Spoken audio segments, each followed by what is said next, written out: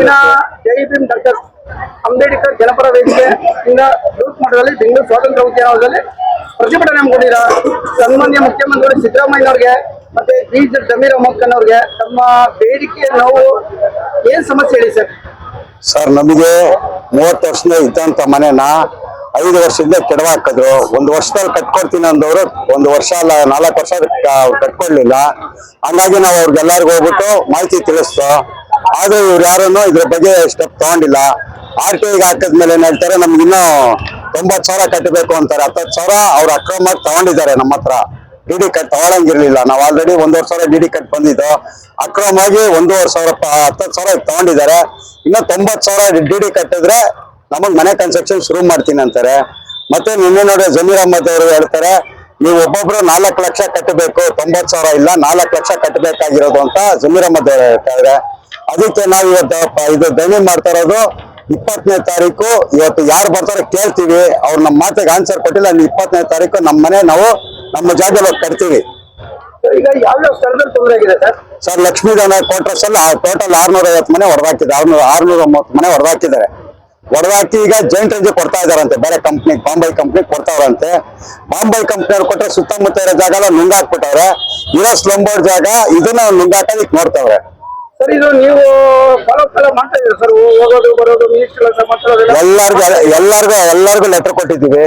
ಎಲ್ಲರ ಹತ್ರ ಮಾತಾಡ್ಕೊಂಡ್ ಬರ್ತಾ ಇದೀವಿ. ಯಾರು ಇದ್ ಬಗ್ಗೆ ರೆಸ್ಪಾನ್ಸ್ ಕೊಡ್ತಾ ಇಲ್ಲ.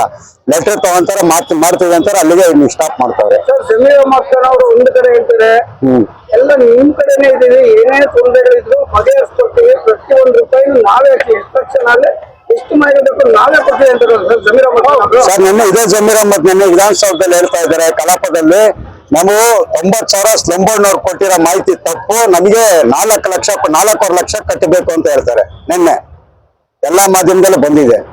ಸರ್, ಈಗ ಎಷ್ಟು ವಾತಾವರಣ ಅಷ್ಟೆಲ್ಲ ಹೆಣ್ಮಕ್ಳು ನೀವೆಲ್ಲ ಸೇರಿ ಒಂದು ಪ್ರತಿಭಟನೆ ಹಮ್ಮಿಕೊಂಡಿರಲ್ಲ, ಇದಕ್ಕೇನಾದ್ರು ಒಂದು ಒಳ್ಳೆ ರೆಸ್ಪಾನ್ಸ್ ಬರುತ್ತಾ ಇಲ್ಲ ಸುಮ್ಮನೆ ನಿಮ್ಗೆ ಕಣ್ಣೊರ್ಸ್ಬಿಟ್ಟು ನಿಮ್ಗೆ ಒಂದು ಸನ್ಮಾನ ಮಾಡ್ಬಿಟ್ಟು ಕಳಿಸ್ಬಿಡ್ತಾರ? ಸರ್, ಯಾವುದೇ ಕಾರಣಕ್ಕೆ ಅವ್ರ ಸನ್ಮಾನಕ್ಕೆ ಒಪ್ಕೊಂಡು ನಾವ್ ಇಲ್ಲಿ ಬಂದಿಲ್ಲ. ಕಣ್ಣು ಒರೆಸ್ಕೊಂಡು ನಾವು ಒರೆಸ್ಕೊಳಕ್ ತಯಾರಿಲ್ಲ. ನಾವು ಅವ್ರಿಗೆ ಎಚ್ಚರಿಕೆ ಕೊಡಕ್ ಬಂದಿದ್ದೀವಿ. 20ನೇ ತಾರೀಕು ನಮ್ಮ ಸ್ಥಳದಲ್ಲಿ ನಾವು ಮನೆ ಕಟ್ತೀವಿ. ನಾವ್ ಯಾರ್ದೇ ಅಪ್ಪನ ಮನೆ ಜಾಗದಲ್ಲಿ ನಾವು ಹೋಗಿ ಕೇಳ್ತಾ ಇಲ್ಲ. ನಮ್ಮ ಅಪ್ಪನ ಮನೆ ಜಾಗ ಸ್ಲಮ್ ಬೋರ್ಡ್ ನಮ್ದು. ನಮ್ಮ ಜಾಗದಲ್ಲಿ ನಮ್ ಕಟ್ಟಕ್ಕೆ ಮನೆ ಬಿಟ್ಬಿಡಿ. ಸರ್, ಇವತ್ತು ಪ್ರತಿಭಟನೆಗೆ ಈಗ ಒಳ್ಳೆ ಸ್ಪಂದನೆ ಒಳ್ಳೇದಾಗುತ್ತೆ ಅಂತ ಮನೋಭಾವನೆ ಇದೆ ಸರ್? ಖಂಡಿತ ಇದೆ ಸರ್. ಯಾವ್ದಾದ್ರು ಸರ್ಕಾರದಿಂದ ಅಧಿಕಾರಿಗಳು ಬಂದಿದ್ದೀರಾ? ಸರ್, ಅಧಿಕಾರಿಗಳು ಯಾರು ಬಂದಿಲ್ಲ. ಈಗ ಬರ್ತೀನಿ ಅಂತ ಹೇಳಿದ್ದಾರೆ. ಇವರು ಕಮಿಷನರ್ ಬರ್ತಾರಂತೆ. ನೋಡೋಣ, ಸ್ಲಮ್ ಬೋರ್ಡ್ ಕಮಿಷನರ್ ಬರ್ತೀನಿ ಅಂತ ಈಗ ಮಾಹಿತಿ ಕೊಟ್ಟವ್ರೆ. ಸ್ಲಮ್ ಬೋರ್ಡ್ ಕಮಿಷನರ್ ಬಂದ್ರೆ ಯಾವ ರೀತಿ ನಿಮ್ಗೆ ರೆಸ್ಪಾನ್ಸ್ ಸಿಗೋದು ಸರ್? ಸರ್, ನಮ್ಮ ಮಾತಿಗೆ ಒಪ್ಕೋಬಹುದಂತ ನಾವು ತಿಳ್ಕೊಂಡಿದ್ದೀವಿ.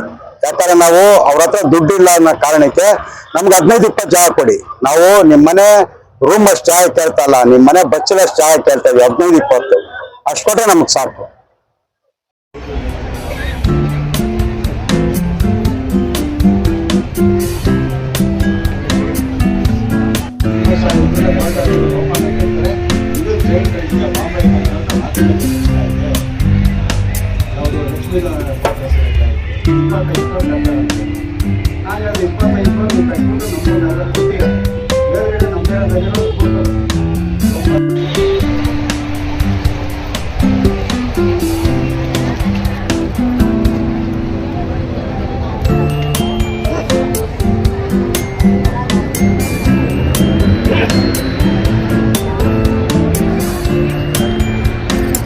ಸರ್, ಒಂದು ಆಗಿದೆಯಾ?